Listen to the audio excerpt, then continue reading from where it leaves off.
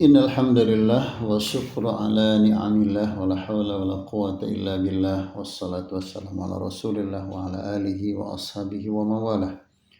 Asyhadu an la ilaha illallah wahdahu la syarika lah wa asyhadu anna Muhammadan abduhu wa rasuluhu alladzi la nabiyya ba'da ma ba'd. Sahabat Tafaqquh Fiddin yang Allah muliakan, kita lanjutkan kajian tafsir As-Sa'di dan kita akan masuk ke surat Al-Baqarah. Surat Al-Baqarah artinya sapi betina. Surat kedua yang terdiri dari 286 ayat. Surat kedua jumlah ayatnya 286 ayat. Termasuk surat Madaniyah. Bismillahirrahmanirrahim. A'udzu billahi minasy syaithanir rajim. Bismillahirrahmanirrahim. Alif lam mim.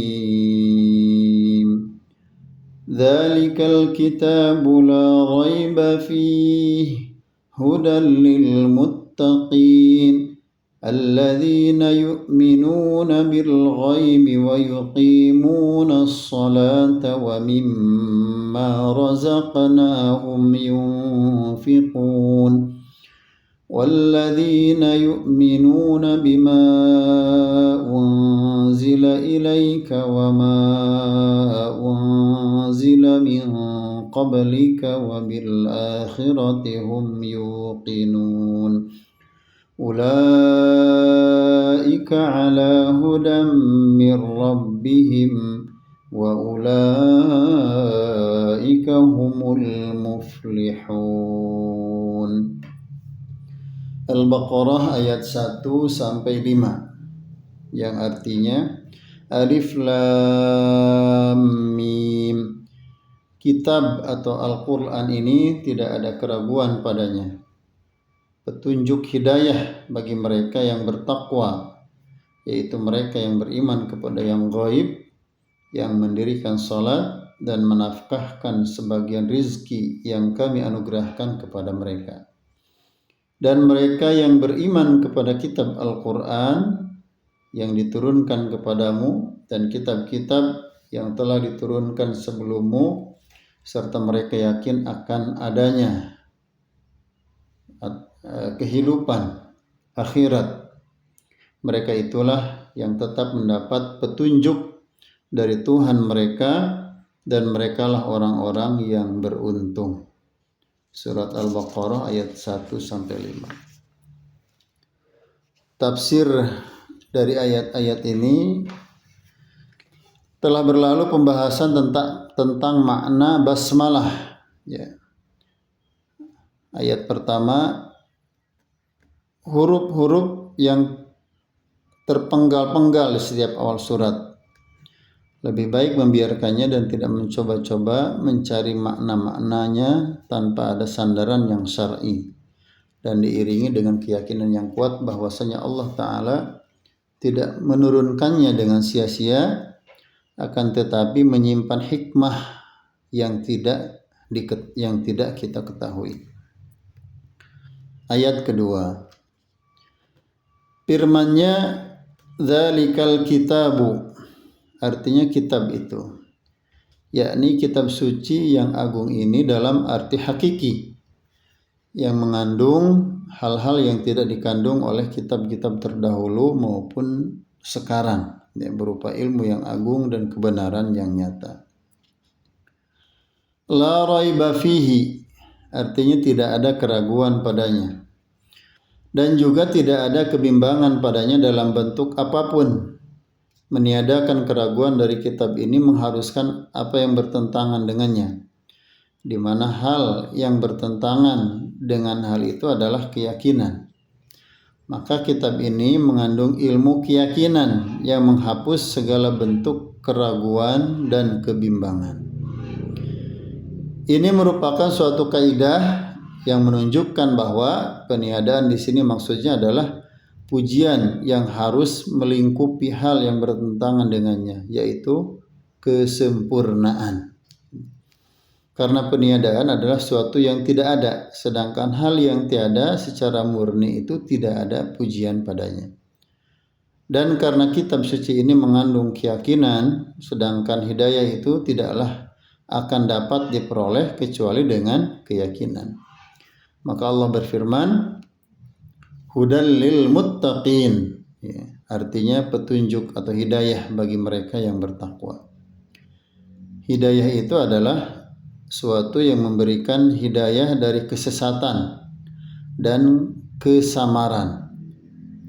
Suatu yang memberikan hidayah, maksudnya petunjuk, dari kesesatan dan kesamaran. Dan sebaliknya, membimbing untuk menempuh jalan yang berguna. Jadi hidayah itu sesuatu yang memberikan hidayah dari kesesatan dan kesamaran, dan sebaliknya membimbing untuk menempuh jalan yang berguna. Allah berfirman di sini hudan, artinya petunjuk, dan tidak merinci bentuk petunjuknya. Dia tidak berfirman petunjuk untuk kemaslahatan ini atau untuk kepentingan begini. Karena yang dimaksud adalah keumuman, atau mencakup semua maslahat dan kebaikan. Dan bahwasanya ia adalah petunjuk untuk seluruh kemaslahatan kedua negeri, maksudnya dunia dan akhirat. Ia adalah pembimbing bagi hamba dalam masalah-masalah usul, atau pokok, dan masalah-masalah furu' atau cabang. Pemberi penjelasan untuk kebenaran dari kebatilan dan yang sahih dari yang lemah, dan pemberi penjelasan bagi mereka tata cara menempuh jalan yang berguna bagi mereka di dunia dan akhirat. Ya, Allah berfirman pada tempat yang lain, hudal linnasi, artinya petunjuk bagi manusia. Al-Baqarah 185. Ini juga umum, mencakup semua, dalam tanda kurung, untuk seluruh manusia. Sedangkan pada pembahasan ini dan yang selainnya adalah hudal lil muttaqin, artinya petunjuk bagi mereka yang bertakwa. Karena sesungguhnya dalam hal itu sendiri telah bermakna petunjuk bagi seluruh manusia, sedangkan orang-orang yang celaka tidak memperhatikan hal itu dan mereka tidak menerima petunjuk Allah. Maka dengan petunjuk ini hujjah telah ditegakkan atas mereka dan mereka tidak mengambil manfaat dengannya, dikarenakan mereka adalah orang-orang celaka. Orang-orang yang bertakwa ialah orang-orang yang melakukan sebab yang terbesar demi memperoleh petunjuk, yaitu ketakwaan, yang mana hakikatnya adalah menjalankan perkara yang dapat melindungi dari kemurkaan Allah dan azabnya dengan cara mengerjakan perintah-perintahnya dan menjauhi larangan-larangannya. Lalu mereka mengambil petunjuk dengan itu dan mengambil manfaat darinya dengan sebenar-benarnya. Allah berfirman, ya ayyuhalladzina amanu in tattaqullaha yaj'al lakum furqana. Hai orang-orang yang beriman, jika kamu bertakwa kepada Allah, niscaya Dia akan memberikan kepadamu furqan atau petunjuk yang dapat membedakan yang hak dan yang batil. Al-Anfal ayat 29. Maka orang-orang yang bertakwa adalah mereka yang mengambil manfaat dengan ayat-ayat Al-Quran dan ayat-ayat kauniyah. Juga karena hidayah itu ada dua macam, hidayah penjelasan dan hidayah taufik. Jadi hidayah itu ada dua macam, hidayatul bayan atau mungkin hidayah penjelasan, dan yang kedua adalah hidayatul taufik, hidayah taufik. Maka orang-orang yang bertakwa mendapatkan kedua hidayah tersebut, sedangkan selain dari mereka tidak mendapatkan hidayah taufik. Karena hidayah penjelasan tanpa mendapat hidayah taufik untuk mengamalkannya bukan merupakan hidayah secara hakiki dan sempurna. Kemudian Allah menggambarkan ciri-ciri orang yang bertakwa tersebut, yaitu memiliki keyakinan-keyakinan dan amalan-amalan batin serta amalan-amalan lahir. Karena ketakwaan memang mencakup semua itu. Seraya berfirman ayat ketiga ya. Alladzina yu'minuna bil ghaib. Artinya yaitu mereka yang beriman kepada yang ghaib. Hakikat keimanan adalah pembenaran yang total terhadap apapun yang dikabarkan oleh para rasul yang meliputi ketundukan anggota tubuh. Perkara keimanan tidak hanya kepada hal-hal yang dapat diperoleh oleh panca indera semata, karena hal itu tidaklah mampu membedakan antara seorang muslim dengan seorang kafir. Namun perkara yang dianggap dalam keimanan kepada yang gaib adalah yang tidak kita lihat dan tidak kita saksikan. Namun kita hanya mengimaninya saja karena ada kabar dari Allah dan kabar juga dari Rasulnya Shallallahu Alaihi Wasallam. Inilah keimanan yang mampu membedakan antara seorang muslim dengan seorang kafir. Karena itulah pembenaran yang utuh terhadap Allah dan Rasulnya. Maka seorang yang beriman adalah yang mengimani segala sesuatu yang dikabarkan oleh Allah atau yang dikabarkan oleh Rasulnya, baik yang dia saksikan ataupun tidak. Baik dia mampu memahami dan masuk dalam akalnya ataupun akal dan pemahamannya tidak mampu mencernanya. Berbeda dengan orang-orang ateis yang mendustakan ya. Di sini catatan kakinya seperti itulah yang ada pada naskah B ya. Adapun pada naskah A tertulis dan orang-orang yang berdusta dengan tambahan dan. Ini tentang naskah atau manuskrip dari tafsir ini ya. Jadi naskah B, naskah yang manuskrip yang ditemukan terakhir ya. Kita ulangi ataupun akan tidak mampu mencerna. Berbeda dengan orang ateis ya, yang mendustakan perkara-perkara gaib karena akal-akal mereka yang terbatas lagi lalai tidak sampai kepadanya. Akhirnya mereka mendustakan apa yang tidak mampu dipahami oleh ilmu mereka, yang pada akhirnya rusaklah akal-akal mereka, sia-sialah harapan mereka, dan sebaliknya bersihlah akal kaum mukminin yang membenarkan lagi mengambil hidayah dengan petunjuk Allah. Dan termasuk dalam keimanan kepada yang gaib adalah keimanan kepada seluruh kabar yang diberitakan oleh Allah dari hal-hal gaib yang terdahulu maupun yang akan datang ya.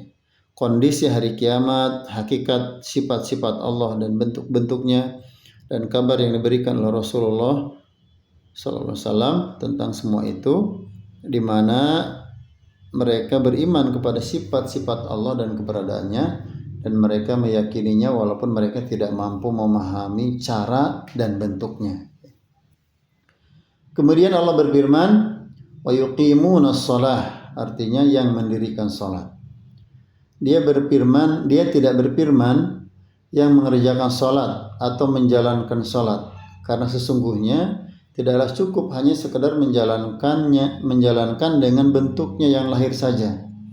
Karena mendirikan salat yang dimaksud adalah mendirikan salat secara lahir dan dengan menyempurnakan rukun-rukunnya, wajib-wajibnya dan syarat-syaratnya, dan juga mendirikannya secara batin dengan mendirikan ruhnya, yaitu dengan menghadirkan hati padanya, merenungi apa yang dibaca dan mengamalkannya. Maka salat inilah yang disebut dalam firman Allah Ta'ala, inna salata tanha 'anil fahsya'i wal munkar. Sesungguhnya salat itu mencegah dari perbuatan-perbuatan keji dan mungkar. Al-Ankabut ayat 45. Yaitu salat yang memperoleh ganjaran. Maka tidak ada ganjaran bagi seorang hamba dari salatnya kecuali apa yang dia pahami darinya. Dan termasuk dalam salat di sini adalah yang wajib maupun yang sunnah. Kemudian Allah berfirman, wa mimma razaqnahum yunfiqun. Artinya, dan menafkahkan sebagian rezeki yang kami anugerahkan kepada mereka. Termasuk di dalamnya nafkah-nafkah yang wajib seperti zakat, nafkah atas istri, keluarga, dan para budak dan sebagainya, dan nafkah-nafkah yang dicintai dengan segala jalan kebaikan. Dan tidak disebutkannya hal-hal yang diinfakkan karena banyaknya sebab-sebabnya dan bermacam-macam penerimanya. Dan karena nafkah itu pada dasarnya adalah sebuah ibadah kepada Allah. Dia juga disebutkan dengan kata dari atau min, dari, yang menunjukkan makna sebagian, demi untuk mengingatkan mereka bahwasanya Allah tidak menghendaki dari mereka kecuali sebagian kecil saja dari harta-harta mereka yang tidak akan memudaratkan mereka dan tidak akan pula memberatkan mereka. Bahkan mereka akan mengambil manfaat dari infak mereka tersebut dan saudara-saudara mereka juga akan dapat mengambil manfaat darinya. Dan dalam firman Allah, razaqnahum, artinya rizki yang kami anugerahkan kepada mereka, terkandung sebuah isyarat bahwa harta yang ada di hadapanmu ini tidaklah diperoleh dari kekuatan dan kepemilikanmu, akan tetapi itu semua adalah rizki Allah yang dianugerahkan kepada kalian dan diberikannya nikmat itu atas kalian. Maka karena nikmat yang diberikan oleh Allah atas kalian dan kemurahannya terhadap kalian dibanding banyak hamba-hambanya yang lain, maka bersyukurlah kepadanya dengan mengeluarkan sebagian nikmat yang diberikan atas kalian tersebut, dan hiburlah saudara-saudara kalian yang tidak memilikinya. Dan sangatlah banyak sekali Allah menyatukan atau menyandingkan salat dengan zakat dalam Al-Quran, karena salat itu mengandung keikhlasan hanya kepada zat yang disembah, sedangkan zakat dan nafkah mengandung berbuat baik kepada sesama hambanya, kepada sesama hamba-hambanya. Maka tanda dari kebahagiaan seorang hamba adalah keikhlasannya kepada zat yang disembah dan usahanya dalam memberikan manfaat kepada Allah. Sebagaimana tanda kesengsaraan seorang hamba adalah tidak adanya kedua perkara tersebut pada dirinya, tidak ada keikhlasan dan tidak pula perbuatan baik kepada sesama. Selanjutnya ayat keempat. Kemudian Allah berfirman, walladzina yu'minuna bima unzila ilaik. Artinya, dan mereka yang beriman kepada apa yang diturunkan kepadamu, yaitu Al-Quran dan As-Sunnah. Bima unzila ilaik, yaitu Al-Quran dan As-Sunnah. Allah berfirman, wa anzalallahu alaikal kitaba wal hikmata. Artinya, dan Allah telah menurunkan kitab atau Al-Quran dan Al-Hikmah atau As-Sunnah kepadamu. Surat An-Nisa ayat 113. Wa anzalallahu alaikal kitaba wal hikmata. Maka orang-orang yang bertakwa itu beriman kepada seluruh perkara yang datang dari Rasul, dan mereka tidak membeda-bedakan antara sebagian dengan lainnya dari apa yang diturunkan kepadanya, di mana dia beriman dengan sebagiannya dan tidak beriman dengan sebagiannya, baik dengan cara mengingkarinya atau dengan mentakwilkannya dari maksud yang dikehendaki oleh Allah dan Rasulnya, sebagaimana yang dilakukan oleh orang-orang yang melakukan bid'ah yang mentakwilkan nas-nas yang bertentangan dengan pendapat mereka, yang pada implikasinya tidak mempercayai makna-maknanya walaupun mereka mempercayai kata-katanya, sehingga hakikatnya mereka tidak beriman kepadanya secara hakiki. Dengan firman-Nya, wa ma unzila min qablik, dan firman-Nya, wa ma unzila min qablik, artinya dan apa yang telah diturunkan sebelummu, meliputi keimanan kepada seluruh kitab-kitab terdahulu dan keimanan kepada kitab-kitab mencakup keimanan kepada rasul-rasul dan kepada hal-hal yang meliputinya, khususnya Taurat, Injil, dan Zabur. Dan ini adalah keistimewaan kaum mukminin yang beriman kepada kitab-kitab langit sebelumnya dan kepada seluruh rasul-rasul, dan mereka tidak membeda-bedakan salah satu di antara mereka. Kemudian Allah berfirman, wa bil akhirati hum yuqinun, serta mereka yakin akan adanya akhirat. Akhirat adalah sebuah nama bagi kehidupan yang ada setelah kematian. Akhirat adalah sebuah nama bagi kehidupan yang ada setelah kematian, dan disebutkannya secara khusus setelah kata yang umum adalah karena keimanan kepada akhirat termasuk salah satu dari rukun iman, dan karena merupakan pendorong yang paling besar dalam hal harapan, kekhawatiran, dan beramal. Sedangkan keyakinan adalah ilmu yang sempurna yang padanya tidak ada keraguan sedikit pun yang membuahkan perbuatan. Ayat kelima, ulaika, mereka itulah, yaitu yang bersifat dengan sifat-sifat terpuji tersebut, ala hudam mir rabbihim tadi. Ala hudam mir rabbihim, atau ulaika ala hudam mir rabbihim. Ala hudam mir rabbihim, yang tetap mendapat petunjuk dari Tuhan mereka. Yakni yang tetap di atas petunjuk yang besar karena pemakaian kata yang tidak terbatas atau nakirah ya, adalah untuk ungkapan yang mengagungkan. Jadi pemakaian kata nakirah ya, atau kata yang tidak terbatas, nakirah adalah untuk ungkapan yang mengagungkan, litta'ajjub. Dan hidayah apalagi yang lebih agung dan sifat-sifat yang telah disebutkan yang mengagungkan keyakinan yang benar dan perbuatan-perbuatan yang lurus. Pada hakikatnya hidayah itu hanya seperti hidayah yang ada pada mereka tersebut. Sedangkan apa-apa yang bertentangan dengan itu adalah kesesatan.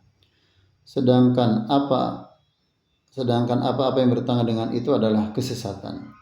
Dan dipakai kata ala atau di atas dalam posisi kalimat di sini menunjukkan pada ketinggian, menunjukkan pada ketinggian.